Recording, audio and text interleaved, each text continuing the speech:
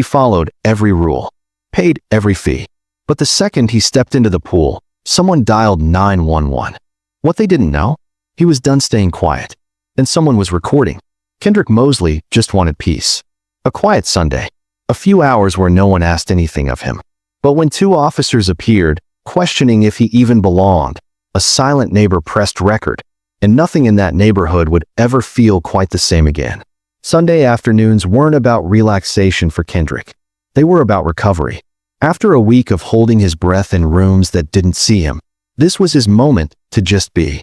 He stepped into his flip-flops, filled a thermos with iced hibiscus tea, tucked his worn copy of The Spook Who Sat by the Door under his arm, and headed down the familiar path to the pool, his sanctuary.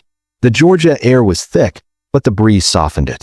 Kendrick walked past neatly trimmed hedges, the crooked "Inno Loud Music" sign, and the patch of grass always scattered with neon water guns. He picked a chair near the deep end and sank into it like someone finally exhaling. For 20 minutes, the world left him alone. He sipped.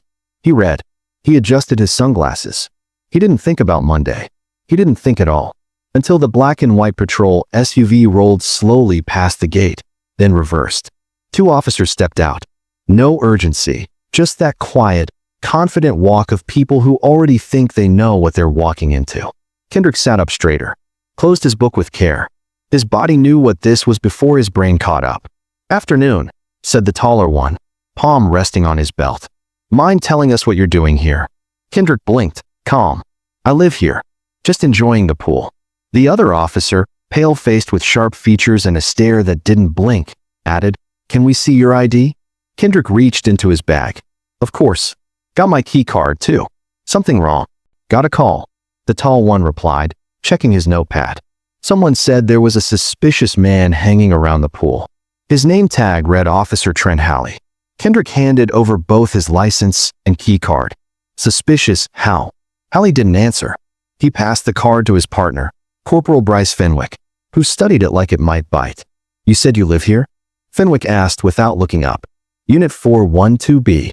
Bought it in April. I've got the deed at home if that helps." Fenwick finally glanced at him. "412B, huh? Not the usual profile for that address." Kendrick felt it. That quiet dig, wrapped in civility, edged with something colder. He exhaled slowly through his nose. "I'm just reading, officer. That's all." Halley flipped a page. "Got any guests? Anyone else supposed to be meeting you?" "No, just me." The silence that followed wasn't empty. It was heavy. One of those quiet standoffs where nobody says what they're really thinking. From the second-floor balcony across the courtyard, someone else was watching. Tessa Brinley leaned slightly over the railing, phone in hand, thumb hovering above record. She knew Kendrick, not deeply, but enough. They talked about dogs, traffic, takeout. But this was different. She didn't like the way the officers stood. The tone, the posture. She didn't press record. Not yet. But she was ready. By Monday morning, Kendrick already knew what was coming. He'd seen the looks at the mailboxes, heard the tension in neighborly good mornings. The officers were gone, but something stayed behind. A question floating in the silence. Why did they even come?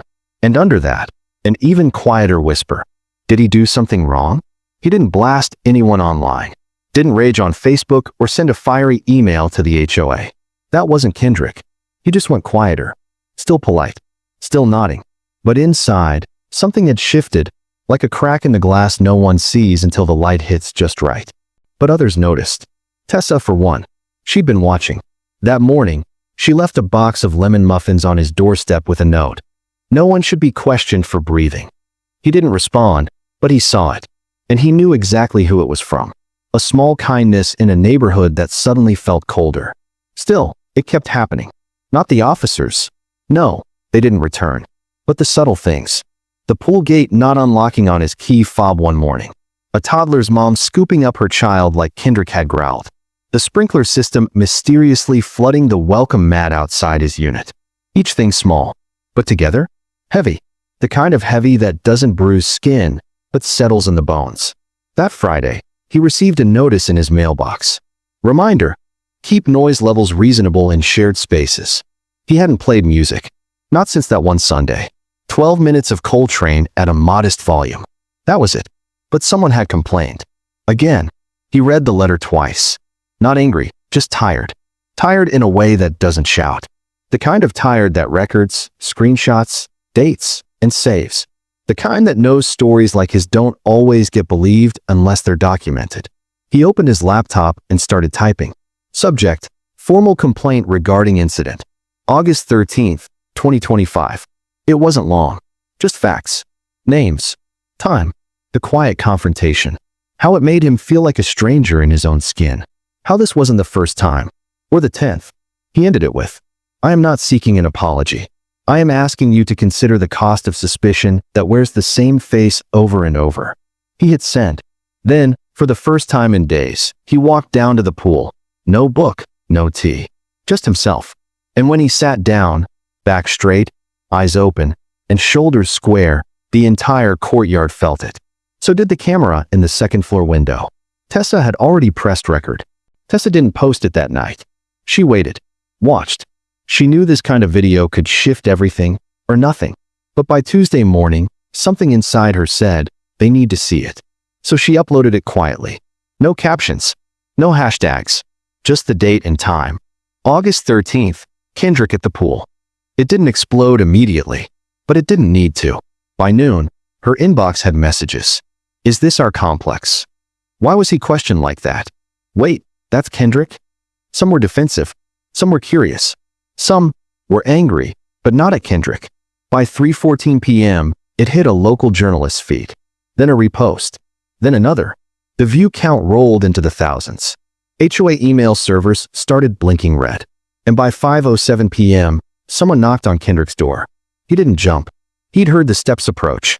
The kind that hesitate before knocking. He opened the door slowly and found Melissa James, HOA vice chair, shifting uncomfortably in a cardigan too warm for July. She wasn't smiling. "Kendrick," she said, voice stiff. "There's been a reaction to the video, and some misunderstandings we'd like to clear up." He didn't invite her in. Just stood in the doorway, silent. "We weren't aware officers had." "Well, that you've been questioned like that," she said. "And the board wants to meet. This Friday. To address everything." Her eyes flicked down. "We'd appreciate if you didn't engage online until then." He nodded. Not in agreement. Just acknowledgement. Then shut the door. Slow. Quiet. Friday came. Kendrick showed up in a navy blazer and jeans. No fanfare. No folder. Just calm. Inside the community room, 5 board members sat behind a folding table. A few residents stood along the back wall, some whispering, others watching like it was a trial. Melissa cleared her throat.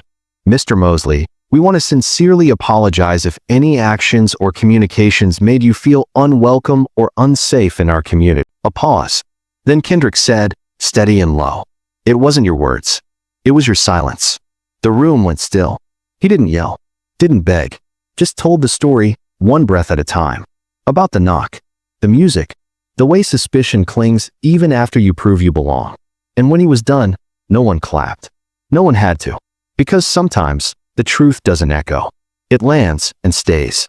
If you've ever been judged before you spoke, watched before you moved, or questioned just for being, drop a black heart in the comments. And if this story hit you hard, subscribe.